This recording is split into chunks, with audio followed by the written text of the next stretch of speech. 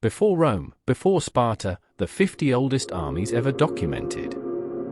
I first met Lily in the margins of a museum archive. She arrived with a notebook full of questions and a habit of tracing her finger along the edges of maps, as if she could feel the march of centuries under her skin. Lily loves discoveries. She loves things, not for their price or their polish, but for the stories they refuse to forget. She asked me to walk with her through time, to find the oldest 50 armies the world has ever known. Not the most victorious, not the most decorated, but the first, the ones that turned a group of people into a force, that carved borders with footsteps before ink ever touched a treaty. So I became her narrator. What follows is what we found together, told the way Lily would want it, with wonder, with detail, and with the quiet respect you give to dust that was once a drumbeat. The dawn of organized war, before bronze, there was bone. 1. The Sumerian militias of Uruk circa 3500 BCE. Lily stopped at a clay tablet showing stick figures with spears.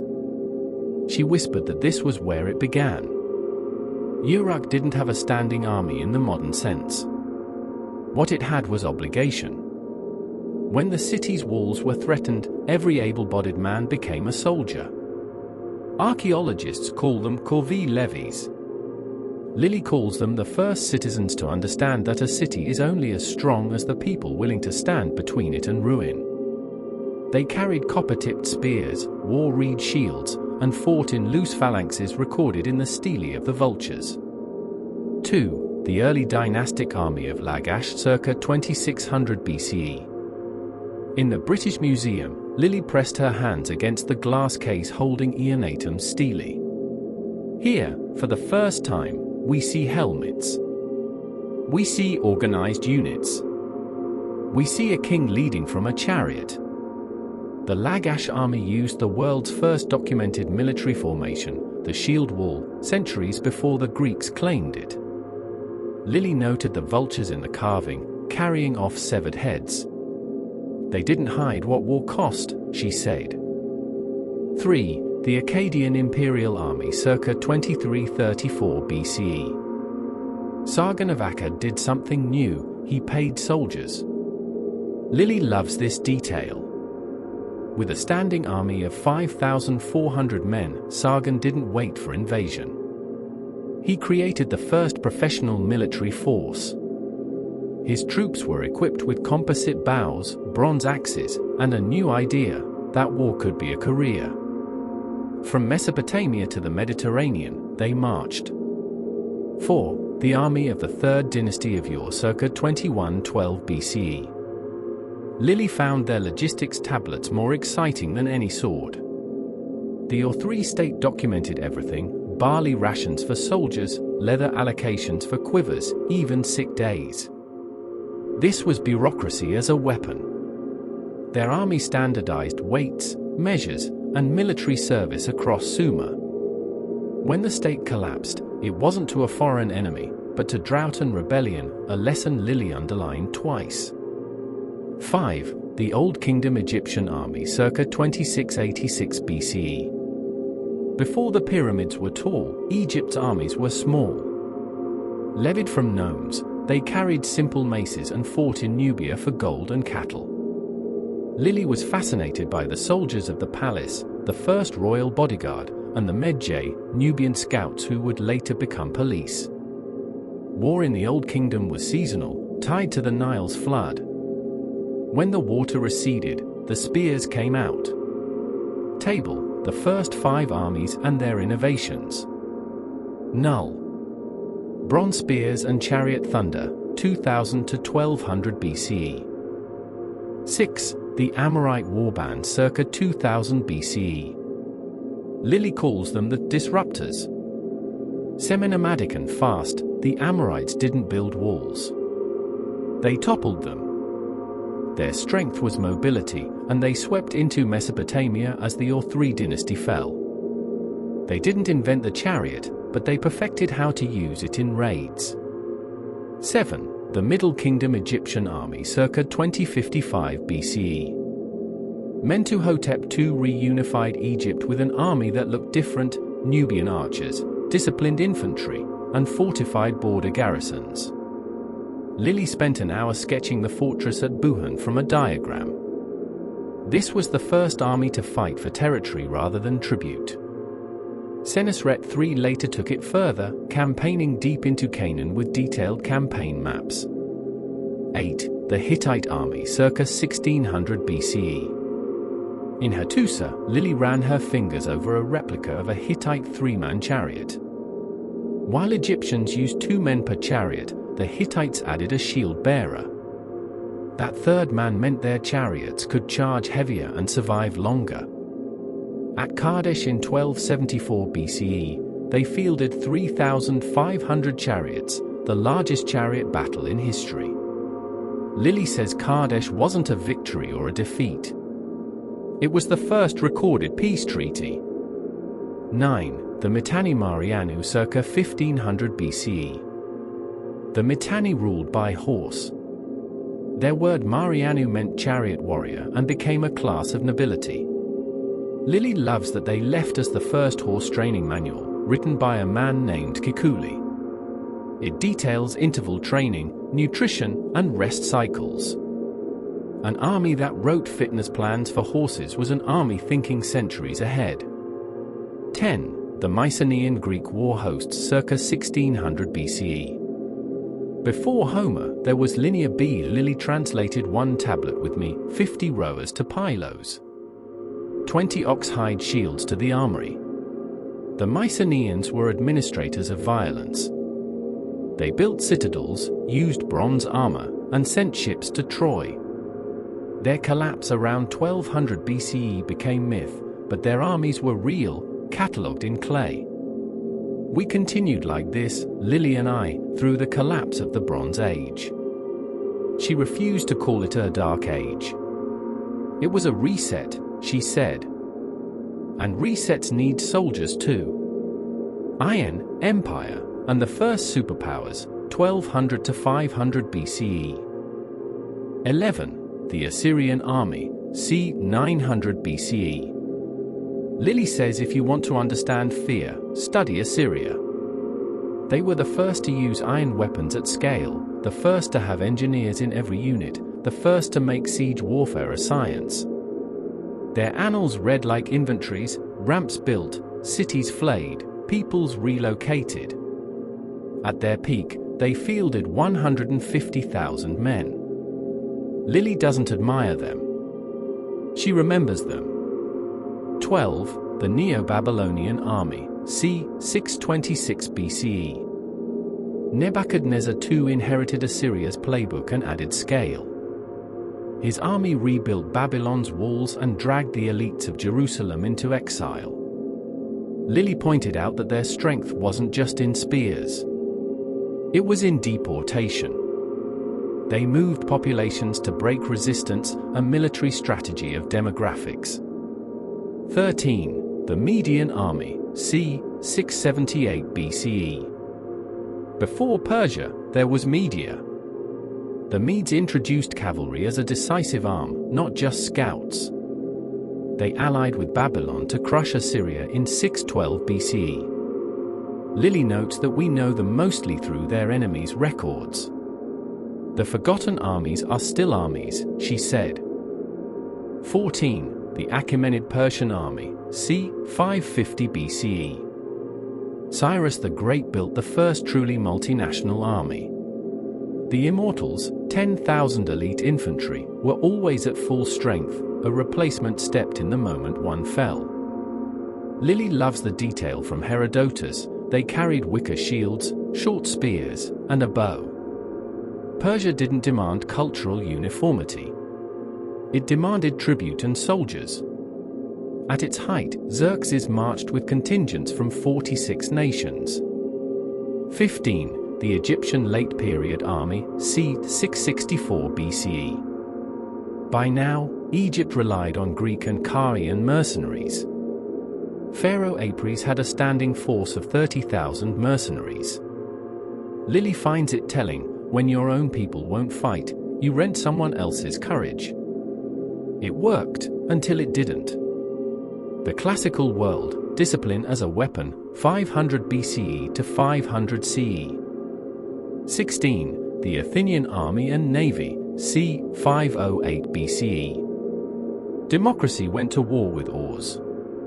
Lily charted the Battle of Marathon on napkins. Hoplites in bronze, fighting in a phalanx 8 ranks deep.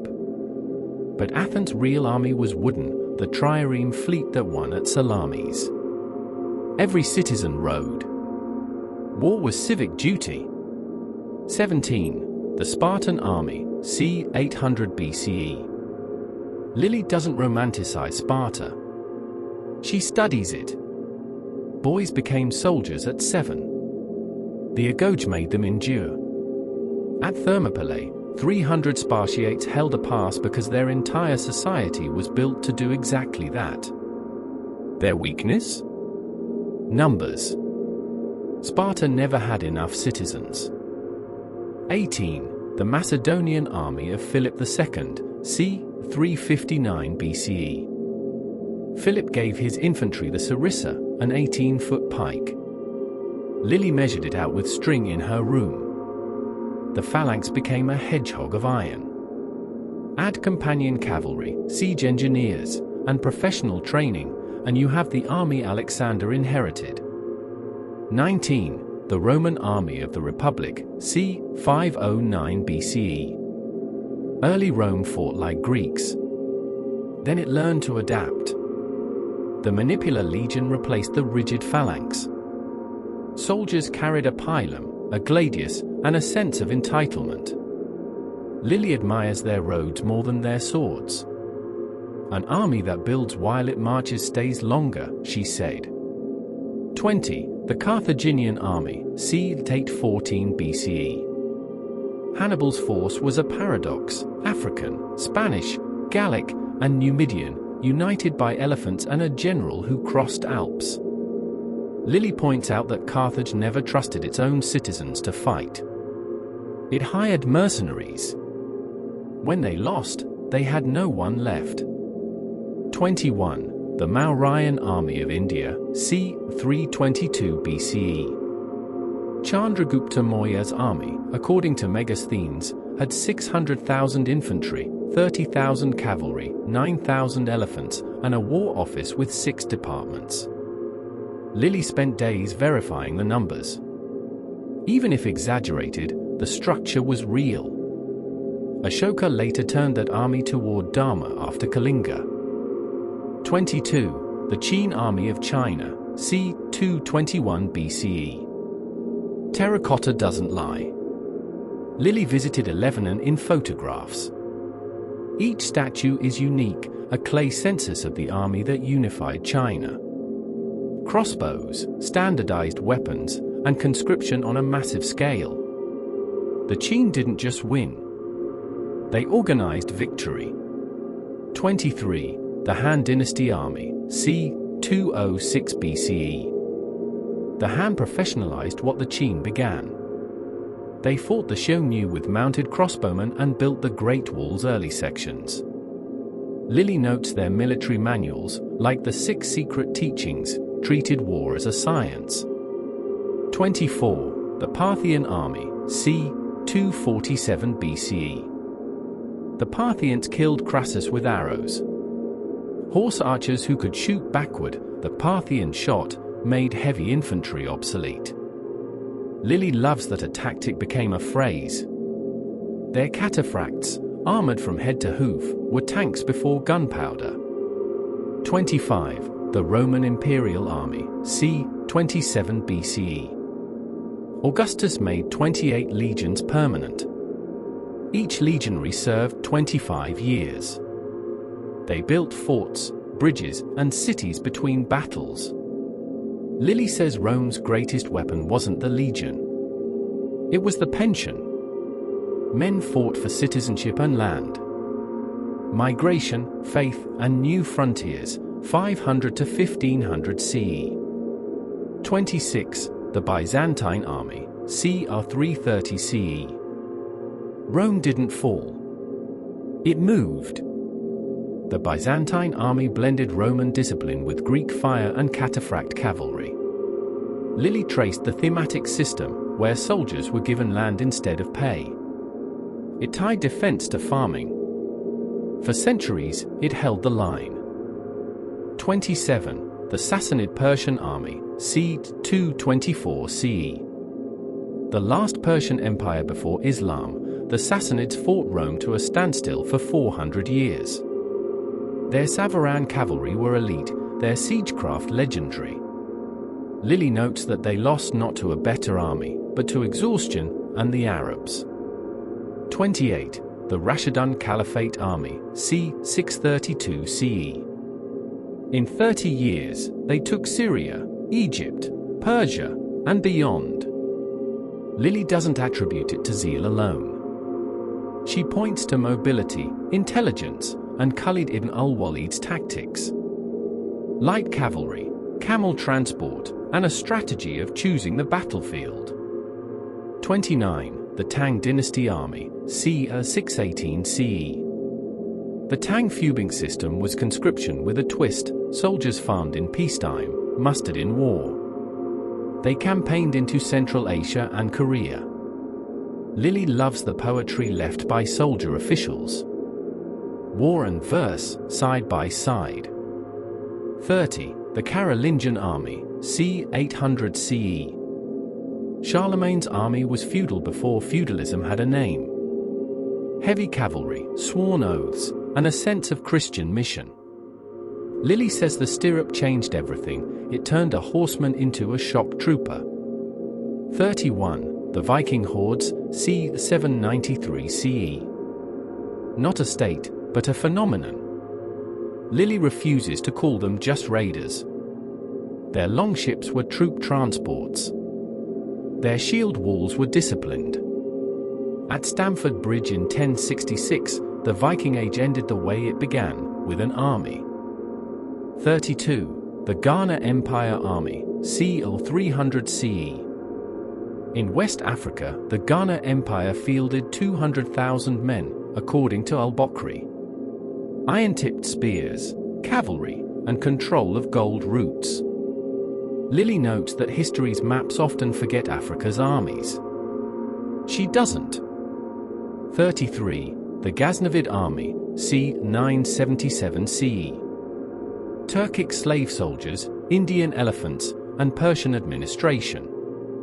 Mahmud of Ghazni raided India 17 times. Lily points out that his army was a meritocracy.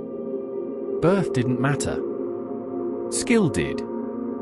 34. The Seljuk Army circa 1037 CE.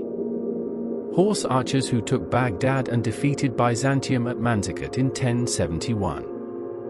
Lily says that battle opened Anatolia to the Turks. One army's defeat became another people's homeland. 35. The Crusader armies circa 1096 CE.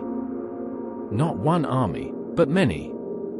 Franks, Normans, Germans, united by vow and plunder. Lily walked me through the First Crusade's logic, heavy cavalry against light, castles against deserts. They won Jerusalem. They lost it again. 36. The Mongol army circa 1206 CE.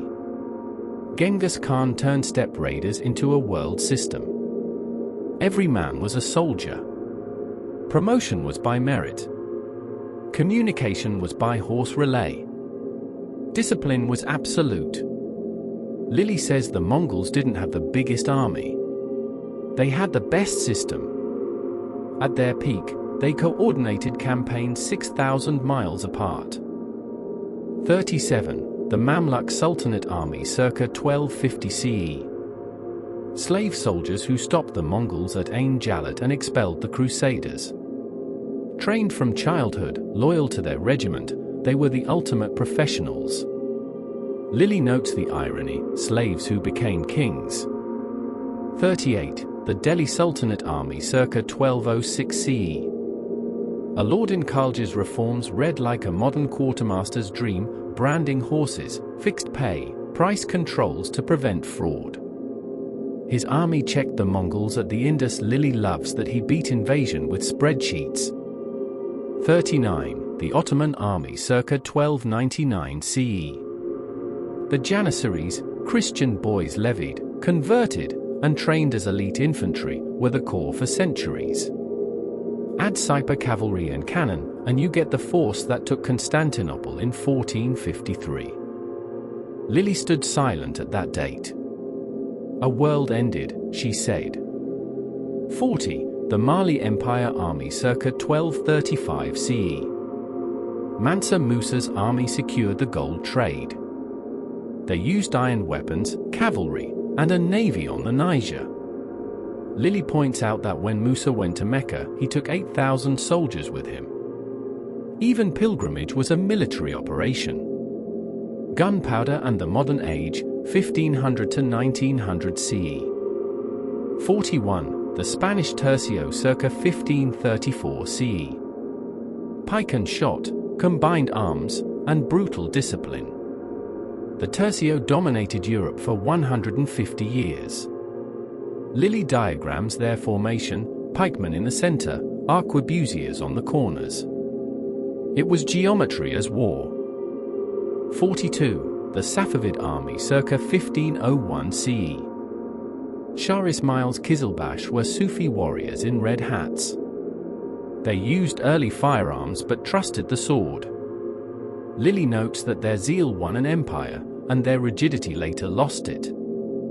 43. The Ming Dynasty army circa 1368 CE. 1 million men at peak, a navy that reached Africa, and the Great Wall as we know it. Their gunpowder weapons were advanced, but internal decay mattered more than invasion. Lily calls it dying from inside the armor. 44. The Zulu Impi circa 1816 CE. Shaka Zulu redesigned the spear, the shield, and the formation. The Ikla stabbing spear and the buffalo horns encirclement crushed enemies. Lily reminds me they beat the British at Isandlwana with discipline, not technology. 45. The Napoleonic Grande Army circa 1805 CE. Conscription, corps organization, and a cult of speed. Napoleon moved armies faster than anyone thought possible. Lily mapped the 1805 Ulm campaign. He didn't fight battles, she said. He created situations where the enemy had already lost. 46. The British Army of the 19th century. A global force, small but professional. Red coats, Martina Henry rifles, and a doctrine of thin red line. Lily notes they were often outnumbered. They were rarely outgoverned. 47. The United States Army circa 1775 CE. Born in revolution, tested in civil war. Lily points to the Civil War as the first industrial war: railroads, telegraphs, mass conscription. The Union Army by 1865 had over 1 million men. 48. The Imperial Japanese Army circa 1868 CE. The Meiji Restoration turned samurai into officers and peasants into conscripts. They studied Prussia, beat Russia in 1905, and shocked the world. Lily says they proved that tradition and modernization could coexist, for a time. 49. The Prussian Army circa 1701 CE. The General Staff system, Auftragstaktik, and a focus on education. Lily calls them the University of War. They unified Germany by design, not accident. 50. The Ethiopian Army at Adwa, 1896 CE. Menelik II's army used modern rifles, artillery, and unity to crush an Italian invasion. Lily saved this for last. The oldest trick in the book, she said, is assuming you're the first to think of it. Ethiopia remained sovereign while all around it, Africa was carved up. What Lily taught me. We finished the list at dawn. 50 armies, from Uruk's Levi to Adwa's veterans. Lily closed her notebook. She never asked me to judge them. She asked me to see them. To notice that the first armies were farmers, that bureaucracy is older than the sword, that logistics win more wars than courage, and that every empire believes it invented war. They didn't, Lily said. They just inherited it. I am the narrator, but she was the compass. She loves discoveries. She loves things. And now, so do I.